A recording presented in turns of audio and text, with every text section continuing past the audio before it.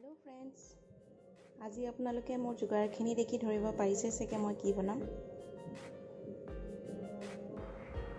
মই আজি খৰিচাৰে গাহৰি মাংস বনাম। তাৰ বাবে মই কি লৈছোঁ চাব আহকচোন। ইয়াত মই এইখিনি গাহৰি মাংস লৈছোঁ, প্ৰায় আধা কেজি জোখৰ। ফ্ৰিজত আছিলে, মই সেইভাগে আপোনালোকক এনেকৈ দেখালোঁ। এইকেইটা জলকীয়া মই গৰম পানীত দি ৰাখিছোঁ, শুকান জলকীয়া। এইখিনি পিঁয়াজ মই সৰু সৰুকৈ কাটি লৈছোঁ। এটা আলু লৈছোঁ, আলুটো আপোনালোকৰ নিজৰ পচন্দৰ কথা। পকা জলকীয়া, এয়া আদা, এইখিনি নহৰু আৰু অলপমান মই বাঁহগাজ, খৰিচা লৈছোঁ।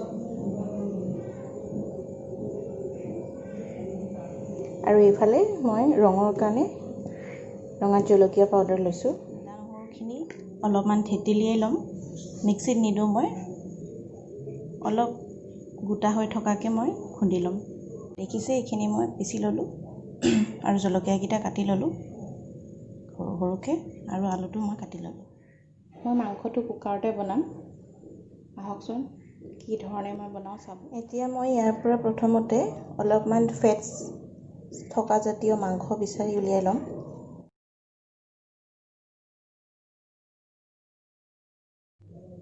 এতিয়া কুকাৰটো মই অলপ সময়ৰ কাৰণে হিট হ'বলৈ দিলোঁ।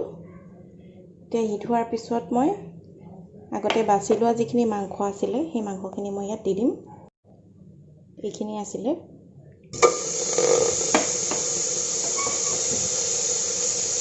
গেছটো খালি আপোনালোকে মন কৰিব যাতে চিমত থাকে, নহ'লে মাংসটো দেই যোৱাৰ চান্স থাকে।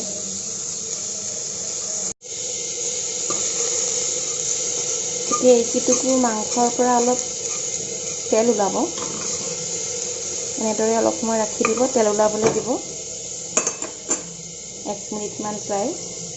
এয়া দেখিছেনে?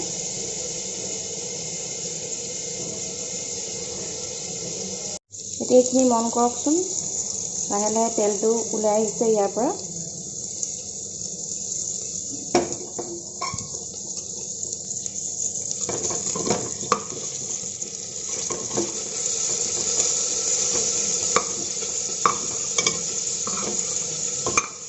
এতিয়া আমি ইয়াত অলপমান পিঁয়াজ দি দিম, গোটেইখিনি নিদিওঁ।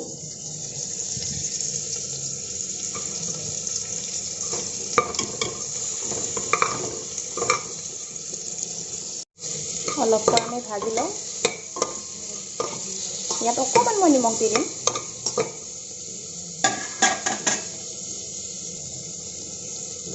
এতিয়া জাষ্ট অকণমান দিছোঁ, পাছত মই আকৌ দি দিম।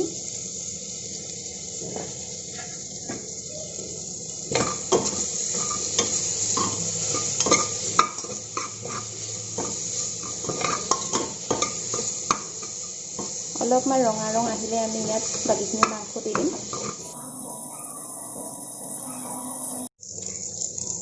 এতিয়া পিঁয়াজখিনি অকণমান কালাৰ ধৰিছে।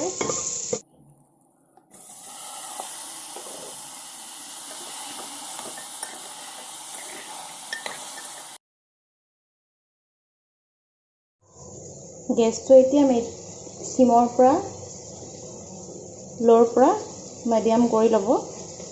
আৰু ইয়াত মই এতিয়া জোখমতে নিমখ দি দিছোঁ, আৰু এইখিনি ঘনাই এইদৰে লৰাই থাকিব লাগিব। ইয়াত আমি কোনো ধৰণৰ মিঠাতেল বা অন্য একো তেল এড কৰা নাই, গতিকে আমি এইখিনি ঘনাই লৰাই থাকিব লাগিব। ইয়াত মই বাকী থকা পিঁয়াজখিনিও এড কৰি দিম।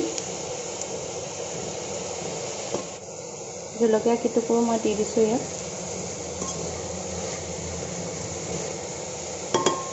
আৰু এইখিনি মিডিয়াম ফ্লেমতে মই এই ধৰণে ঢাকনিটো লগাই ৰাখিম অলপ সময়ৰ কাৰণে, 2-3 মিনিটৰ কাৰণে। এইখিনি হৈছে মই যে গৰম পানীত তিয়াই ৰাখিছিলোঁ জলকীয়া, সেইখিনি মই অকণমান থেতেলিয়াই ল'লোঁ। এইখিনি মই পাছত এড কৰিম।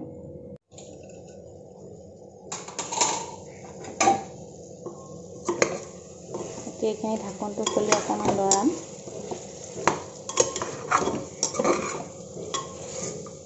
এতিয়া কাটি ৰখা আলুকেইটুকু মই ইয়াত দি দিম আৰু আকৌ ভালদৰে লৰাই ল'ম।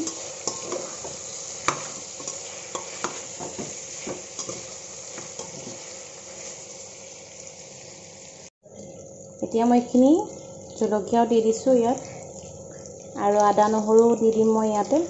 এইখিনি আদা নহৰু পেষ্ট মই এতিয়া দি দিয়া নাই, আধা দিছোঁ আৰু আধা মই কেতিয়া দিম আপোনালোকে চাই যাব। আকৌ এইখিনি লৰাই ল'ম।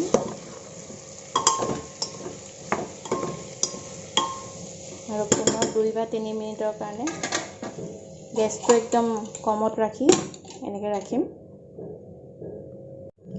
এতিয়া ইয়াত মই আধা গিলাচ পানী দিম, উতলা পানী লৈছোঁ মই আৰু জুইটো মই মিডিয়াম কৰিম। পুনৰ ঢাকনখন লগাই দিলোঁ। এতিয়া 3 মিনিটৰ পিছত মই এইখিনি দেখিছেনে, ইয়াত মই ইয়াৰ মেইন ইনগ্ৰিডিয়েণ্টছ অৰ্থাৎ খৰিচাখিনি দি দিম।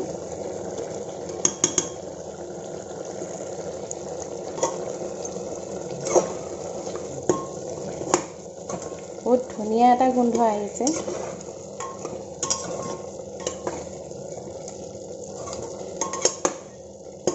আৰু এতিয়া মই অথনি থৈ দিয়া বাকী যিখিনি আদা নহৰু আছিলে সেইখিনিও দি দিম। এইখিনি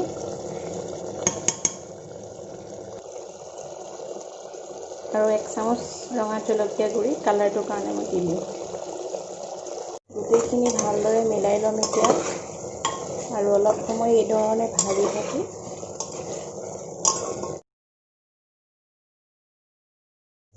এতিয়া এইখিনি দেখিছেনে কালাৰটো হালধি নিদিয়াকৈ ইমান ধুনীয়া ৰং আহিছে। এতিয়া ইয়াত মই জোখ অনুসৰি পানী এড কৰি দিম।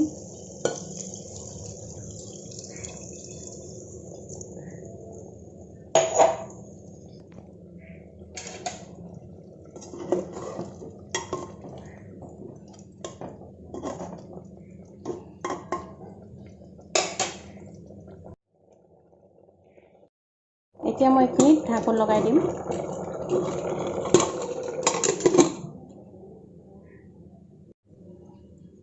এতিয়া মই এইখিনিত ঢাকন লগাই দিছোঁ আৰু 2টা চিটি অহাৰ পিছত মই এইটো অফ কৰি দিম আৰু আমাৰ খৰিচা দি বনোৱা গাহৰি মাংস ৰেডি হৈ যাব।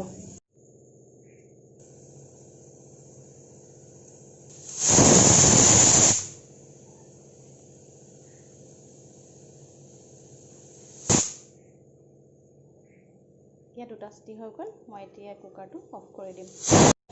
এইটো চিটি খুলিলে এতিয়া আমি চাওঁচোন খুলি।